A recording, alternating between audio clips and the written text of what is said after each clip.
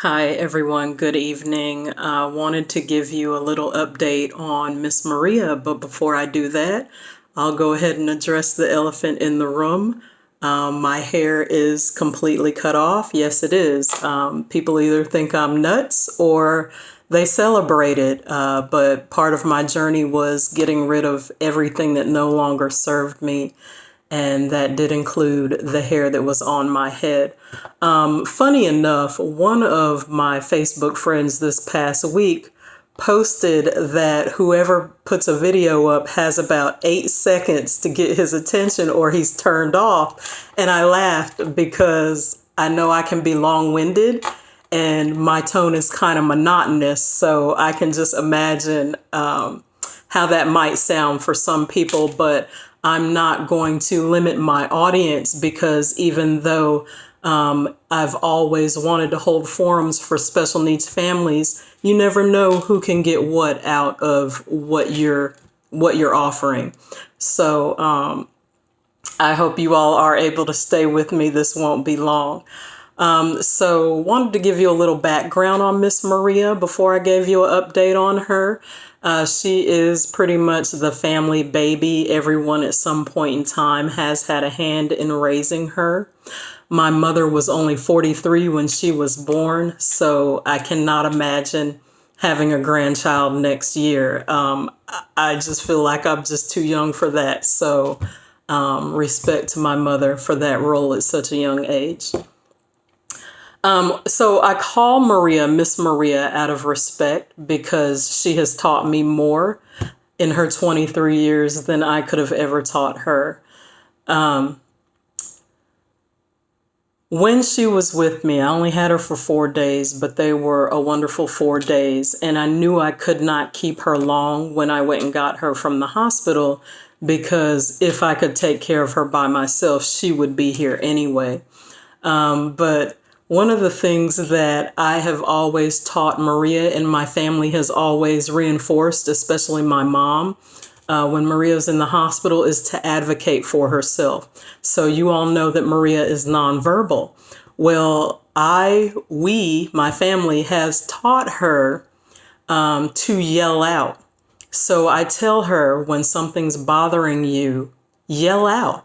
And then I teach the nurses what that means. So there's pretty much 3 categories when Miss Maria yells out. She either needs to be repositioned, she either wants pain medication, or she needs to be changed. Now, let me veer off for a little bit as far as her being changed. And I wanted to do a video on this, but I'll just go ahead and put it in here. When Maria was 2 or 3, and we were living in the Atlanta area, my mother started the process of potty training Maria. Now, you got to keep in mind that I was 21 at the time, maybe 22 at the oldest.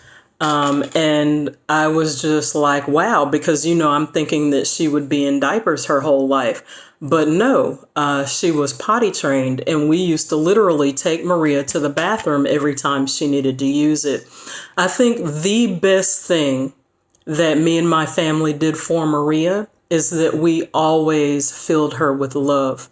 From day one, she was always encouraged. She always knew that she was loved. She was always told how smart she was.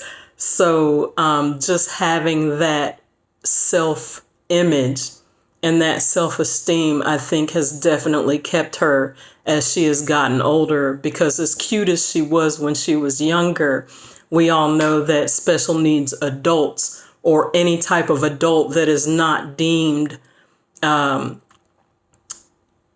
worthy of this capital society, is pretty much a waste of an adult. So even though she's gotten that message as she's gotten older, the message that she got when she was younger was so ingrained that she still does advocate for herself. And I think I told you all, in a lot of ways, she's given up, as in not using her communication device, but she will advocate for herself. So when she was with me for those 4 days, she was yelling out. And most of the time when she yelled out, it was around bedtime. And I would tell her, Maria, you've had your food, I've changed you, I've positioned you, it's time to go to bed. And she's still yelling out. And although I was running out of patience in some instances, I had to laugh because she was doing exactly what we taught her to do. And it tickled me because she's been in the same group home for 7 years. And so the women there know her very, very well. And one of the ladies calls me quite often and she's like, Maria won't do what I asked her to do and she's fighting me and she's fussing. And I got a little taste of that when she was with me. But I was very proud of her because she did not stop yelling out until I took care of her needs. And that's what I've taught her to do. All right, so Friday, she was tested for the 4th time, this past Friday, for the 4th time, and today we got the results. Maria is still testing positive for coronavirus, so her body is still shedding that virus. She is still doing well. She's still doing well. She is quarantined in her room, so I cannot see her at the patio window anymore. I've been standing at the front door because if you stand at the front door, Maria's room is literally the room that is straight across from the front door.